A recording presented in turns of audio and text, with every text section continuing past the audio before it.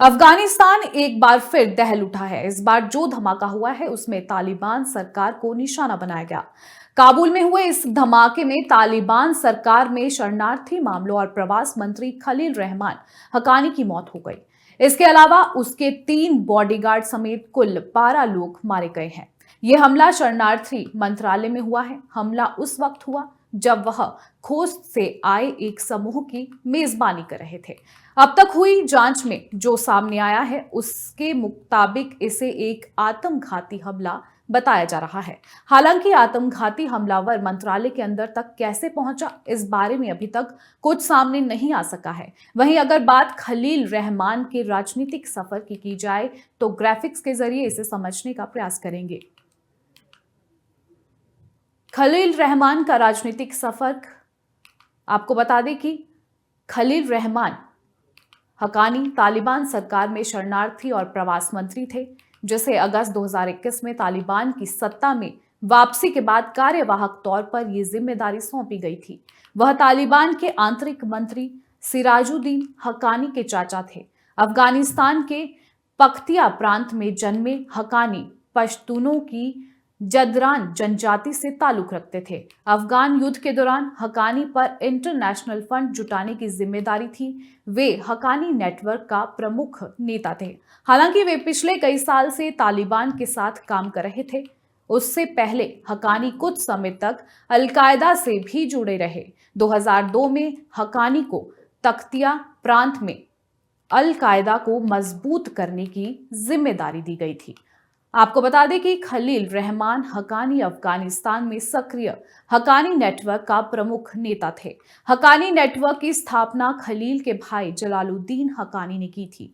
1990 के दशक में यह नेटवर्क तालिबान शासन में शामिल हो गया था। संयुक्त राष्ट्र ने उस समय हक्कानी नेटवर्क को तालिबान के लिए धन जुटाने की गतिविधियों में संलिप्त माना था। वे ईरान, अरब राज्यों और दक्षिण एशिया के विभिन्न देशों से तालिबान के लिए धन जुटाते थे।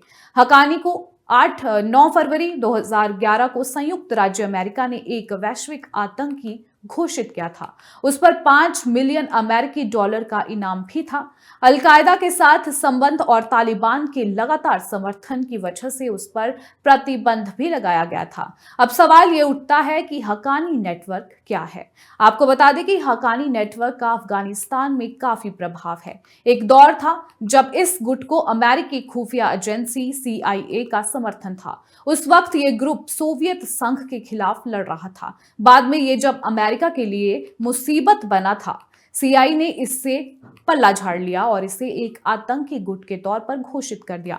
हक्कानी गुट पर आरोप है कि इसमें अफगानिस्तान, भारत और कई पश्चिमी देशों में बड़े हमलों को अंजाम दिया। खास बात यह है कि इस गुट को पाकिस्तान का भी समर्थन हासिल है।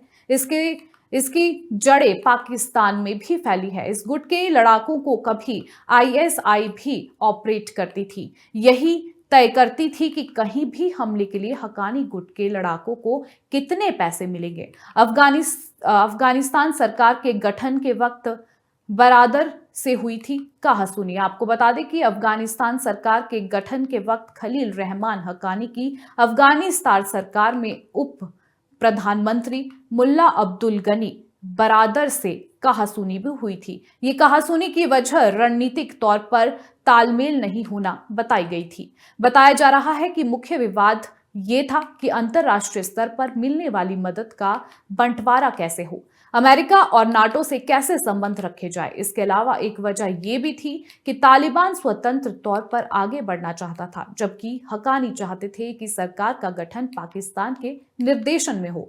आपको बता दें कि अफगानिस्तान के काबुल में शरणार्थी मंत्रालय में इस धमाके में इस्लामिक स्टेट का हाथ होने की संभावना जताई जा रही है। दरअसल 2021 में अफगानिस्तान की सत्ता में तालिबान की वापसी के साथ अमेरिका की सेना से तालिबान का युद्ध को समाप्त हो गया, लेकिन इस्लामिक स्टेट और खुरासान अफगानिस्तान में सक्रिय रहा, जो गाहे बगाहे वहां के नागरिकों और तालिबान अधिकारियों को निशाना बनाता रहा है। वहीं मामले को लेकर तालिबान सरकार ने क्या कहा, अब आपको वो बताएंगे। बता दें कि तालिबान सरकार ने इस हमले की निंदा की है और कहा है कि इस हमले का मकसद उनके नेतृत्व को अस्थिर करना था। तालिबान ने इस हमले के पीछे किसी खास समूह या संगठन का नाम नहीं लिया है। इस घटना के बाद तालिबान ने सुरक्षा बढ़ाने और ऐसे हमलों को रोकने के लिए कई कदम उठाने की बात कही है। फिलहाल रुकेंगे एक छोटे से ब्रेक के लिए। ब्रेक के बाद अगले कोट की बात की जाएगी।